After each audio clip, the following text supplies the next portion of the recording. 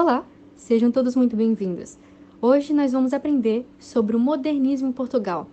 Mas antes, vamos dar uma passadinha nos acontecimentos mundiais que rodeiam o período desse marco. Vamos iniciar no fim do século XIX, indo para o XX, que é quando o mundo passa por um progresso industrial, junto a um avanço técnico-científico, que é quando encontramos a invenção do telégrafo, do telefone, do cinema, do avião, da lâmpada e do automóvel. E isso produziu na sociedade um estado de euforia, conhecido como Belle Époque, que é quando o burguês quer viver bem e confortavelmente. Só que esse estado ele vai terminar após a eclosão da Primeira Grande Guerra, que aí depois vai vir a Revolução Russa, que é em 1917, que foi quando a classe operária, que era marginalizada até então, tomou a posse do poder. E aí vai vir a queda da Bolsa, que gerou um gigantesco mar de desemprego em todo o mundo, junto com a crise da Europa, que é considerado o estopim para a Segunda Guerra Mundial. Agora vamos voltar um pouco para 1890, que foi quando Portugal passou por uma crise no regime monárquico, que só se intensificou com o ocorrido que foi responsável pelo início da proclamação da República Portuguesa, conhecida como Momento Nacionalista. E qual ocorrido seria esse? Foi o assassinato da família real portuguesa em 1908. Então, já em 1915, pelo descontentamento da instabilidade que se encontrava o país e a lamentação pelo desaparecimento de Dom Sebastião, que foi fundada o maior marco inicial do movimento modernista português, a revista Orfeu. O que é propriamente revista, em sua essência de vida e cotidiano, deixa-o de ser Orfeu, para melhor se engalanar de seu título e propor-se.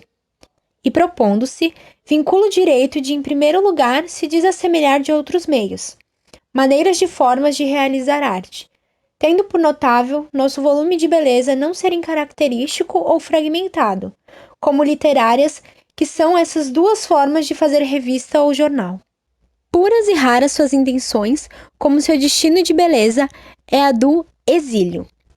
Bem propriamente, Orfeu é um exílio de temperamentos de arte que a querem como a um segredo ou tormento.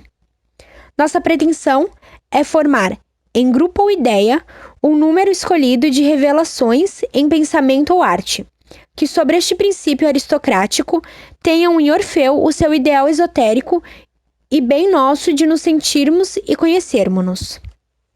A fotografia de geração, raça ou meio, com o seu mundo imediato de exibição, a que frequentemente se chama literatura, e é sumo de que para aí se intitula a revista. Com a variedade a inferiorizar pela igualdade de assuntos, artigos, seção ou momentos, qualquer tentativa de arte, deixa de existir no texto preocupado de Orfeu. Isso explica nossa ansiedade e nossa essência. O texto que eu acabei de citar se trata do prefácio escrito pelo escritor português Luís de Montalvor, para a primeira edição da revista Orfeu, em 1915. Essa publicação foi responsável por espalhar os ideais dos primeiros modernistas em Portugal. A revista foi fundada pela parceria entre Fernando Pessoa, Mário de Sá Carneiro, Almada Negreiros e vários outros artistas. Os escritores orfistas tinham como objetivo criar uma forma de expressão literária que rompesse com o panorama cultural português. Os orfistas buscavam o diálogo com as vanguardas artísticas que eclodiram na Europa no início do século XX, lançando assim um olhar para o mundo e suas inovações tecnológicas. A revista Orfeu contou com apenas 2 edições. O insucesso ocorreu pela forte rejeição da crítica literária e do público, que já estavam acostumados com os padrões literários e que estavam fechadas para as inovações propostas pelos escritores orfistas. O orfismo estabeleceu um compromisso com uma escrita socialmente engajada, ampliando os horizontes de uma literatura cuja finalidade era a emoção estética e empesar a angústia geral. A revista chegou ao fim com o suicídio de Mário de Sá Carneiro. Mesmo com sua curta duração, a revista teve papel crucial para a introdução do modernismo em Portugal. O presencismo, ou geração presencista, representa a segunda geração modernista em Portugal. Essa geração deu-se início a partir da publicação da revista Presença em 1927, estendendo-o até 1940. Essa revista foi fundada em Coimbra pelos estudantes José Régio, João Gaspar Simões, Branquinho da Fonseca e Adolfo Correia da Rocha. Foram publicadas, diferentemente da revista Orfeu, 54 números dela. Essa revista surgiu com o salazarismo e o início da ditadura do Estado Novo. Nesse período, a censura e a repressão passaram a ser praticadas em larga escala. Por isso, houve nessa revista a proposta de uma literatura mais introspectiva e intimista. Esse distanciamento da estética orfista rendeu o rótulo de literatura alienada ao presencismo devido a essa crise política e social. O presencismo seguiu as ideias do orfismo na questão de crítica e criatividade. Esse momento contou com questionamento e/ou análise do interior, ou seja, a introspecção dos seus autores conhecidos como psicologismo de presença. No entanto, o presencismo gerou muita polêmica, pois apresentava o propósito de isenção ideológica e aceitava em suas colunas colaboradores de qualquer credo político, religioso e moral. E para muitos intelectuais, isso era um retrocesso em relação à arte engajada do modernismo órfico. Portanto, o presencismo associou-se a uma concepção de arte metafísica, onde o subjetivismo é mais importante que os fatos e a racionalidade. Assim, a principal contribuição do presencismo foi a divulgação das conquistas da primeira geração e a consolidação do modernismo em Portugal. O neorrealismo, ou o novo realismo, foi a terceira e última geração artística do modernismo em Portugal. Designa uma corrente artística moderna de vanguarda que surgiu nas primeiras décadas do século XX, nas áreas da pintura, literatura, música e cinema. Corrente ideológica das artes com influência socialista, comunista e marxista. O neorrealismo ocorreu em diversos países europeus, bem como teve influência no Brasil. Seu nome já indica sua principal característica, ou seja, o realismo. Seus principais representantes foram Alves Heldo, Manuel da Fonseca, Afonso Ribeiro, Joaquim Namorado, Mário Dionísio, entre outros. O neorrealismo surgiu em um conturbado contexto histórico-social. A Europa sofria com suas consequências de uma forte crise econômica, da tirania imposta pelos regimes totalitários, de uma constante tensão motivada pela Segunda Guerra Mundial. A literatura neorrealista, cujos ideais foram divulgados por meio das revistas Seara Nova, Sol Nascente e Diabo, contestava os temas principais do presencismo, como o intimismo e a literatura psicologizante, assumindo uma postura combativa e reformadora inspiradas nos preceitos marxistas. Foi fortemente influenciada pelo romance regionalista brasileiro de 1930, sobretudo pelos escritores Graciliano Ramos e Jorge Amado. O surrealismo, considerado por alguns estudiosos como a última fase do modernismo português, teve como principais representantes os escritores Antônio Pedro, José Augusto França, Alexandre O'Neill, Mário Cesarini de Vasconcelos, entre outros, influenciados pela teoria de André Breton, idealizador do surrealismo. Suas principais características são a escrita automática, a livre associação de ideias e palavras, bem como a modificação das estruturas da realidade baseadas nos conteúdos oníricos. Como movimento, o surrealismo em Portugal durou pouco, mas deixou um grande legado para as artes e as letras portuguesas.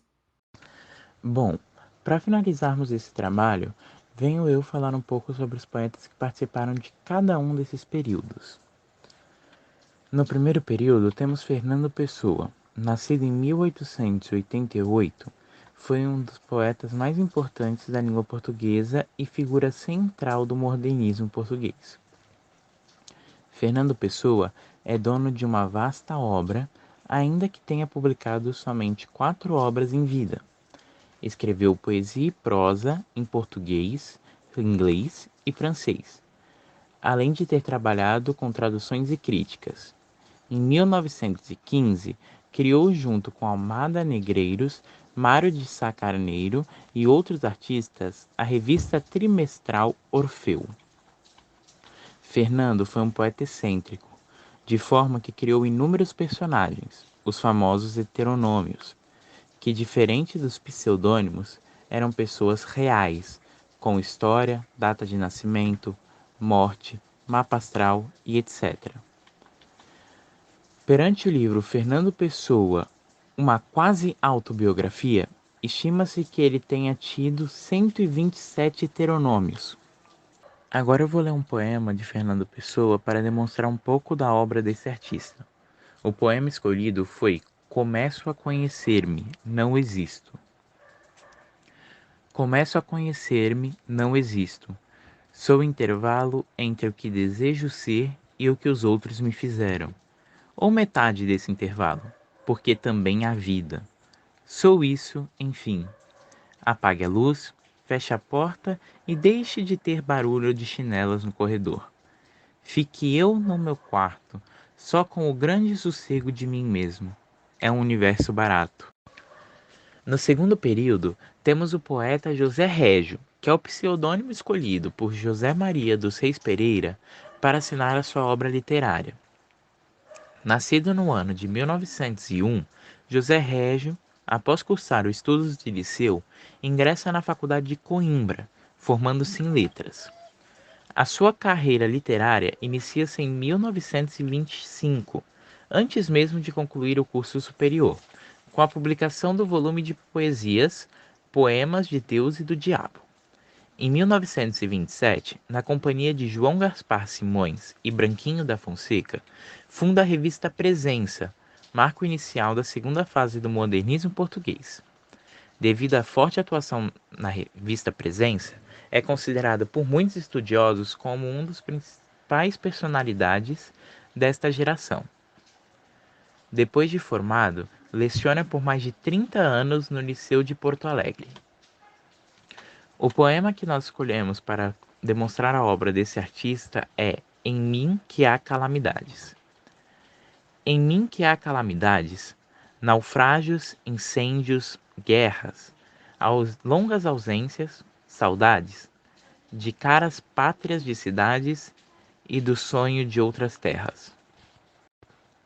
No terceiro período temos o poeta Alves Redl, escritor português que nasceu em 1911 e morreu em 1969. Figura central do neorrealismo português, foi autor de uma vasta obra ficcional que inclui o teatro e o conto. Empenhado na luta de resistência ao regime salarista, compreendeu a literatura como forma de intervenção social e, neste momento, surgiu seu primeiro romance, Gaibeus, cujo assunto, relacionado com problemas socioeconômicos vividos pelos ceifeiros, fez dessa obra o marco do aparecimento do neorrealismo. A sua literatura não se caracteriza pela escrita de histórias ficcionadas, mas essencialmente pela abordagem da realidade social e de experiências vividas. O poema por mim escolhido para representar a obra de Alves Redl foi o poema Viajar. Viajar é correr mundo, voar mais alto que os pássaros, ou pisar o chão da terra, ou as ondas do mar alto. É ver bichos de muitas cores e feitios, montanhas, rios e ribeiros e pessoas e lugares. Conhecer e descobrir, inventar e duvidar, sabendo cada vez mais, sem nunca pensar que basta, o mundo que se conhece. É alargá-lo com amor, dentro de nós e dos outros. Ainda no terceiro período, temos o poeta Alexandre O'Neill, que nasceu no ano de 1924 na cidade de Lisboa. Alexandre, depois de concluir os estudos do liceu, ingressou na Escola Náutica de Lisboa. Autodidata, O'Neill foi um dos fundadores do movimento surrealista de Lisboa. É nessa corrente que publica sua primeira obra, o volume de colagens A Ampola Miraculosa, mas o grupo rapidamente se desdobra e acaba. As influências surrealistas permanecem visíveis nas suas obras, que além dos livros de poesia, inclui prosa, discos de poesia, traduções e antologias. Não conseguindo viver apenas de sua arte, o autor alargou a sua ação à publicidade. É da sua autoria o lema publicitário Amar e Mar, a ir e voltar. Foi várias vezes preso pela polícia política, a PIDE. Em 1958, com a edição de No Reino da Dinamarca, Alexander O'Neill viu-se reconhecido como poeta. Na década de 1960, provavelmente a mais produtiva literariamente, foi publicado livros de poesias, antologias e outros poetas e traduções. O poema que a gente escolheu para representar a obra desse artista foi um poema Amigo. Mal nos conhecemos, inauguramos a palavra amigo. Amigo é um sorriso, de boca em boca, um olhar bem limpo. Uma casa, mesmo modesta, que se oferece, um coração pronto a pulsar na nossa mão. Amigo, recordam-se vocês aí, escrupulosos distritos? Amigo é o contrário de inimigo. Amigo é o erro corrigido, não o erro perseguido, explorado. É a verdade partilhada, praticada. Amigo é a solidão derrotada. Amigo é uma grande tarefa, um trabalho sem fim, um espaço útil, um tempo fértil. Amigo vai ser e já é uma grande festa.